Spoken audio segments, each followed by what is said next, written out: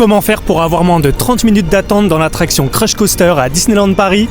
Allez, viens, je t'explique. Si tu as déjà visité le parc Walt Disney Studios, tu t'es sans doute rendu compte que pour faire l'attraction Nemo, il fallait souvent s'armer de patience. En effet, sur l'ensemble des attractions des deux parcs confondus, Crush Coaster a les temps d'attente les plus hauts avec 85 minutes en moyenne en 2022. Ces temps d'attente élevés s'expliquent par deux raisons. La première, c'est évidemment la popularité de l'attraction. Et la seconde, c'est son débit. En fait, c'est la capacité maximale de personnes que peut accueillir un manège en 1 heure. Pour te donner un ordre d'idée, Phantom Manor peut accueillir environ 3300 personnes par heure, là où Crush Coaster ne peut en accueillir que 900. Bref, pour avoir moins de 30 minutes dans cette attraction, l'astuce c'est de plutôt venir en fin de journée. Et c'est pas moi qui le dis, c'est Disneyland Paris. J'ai donc testé, je me suis rendu sur le parc vers 18h et effectivement il n'y avait que 30 minutes d'attente. Je t'avoue que j'étais quand même un peu dubitatif, donc j'ai lancé un chronomètre pour vérifier. Bon alors déjà visuellement, il y a rien de magique, il y avait quand même du monde, mais franchement la file d'attente était quand même à moitié vide. Et au final, résultat du chrono, juste avant d'embarquer, j'ai bel et bien attendu plus ou moins une demi-heure. Abonne-toi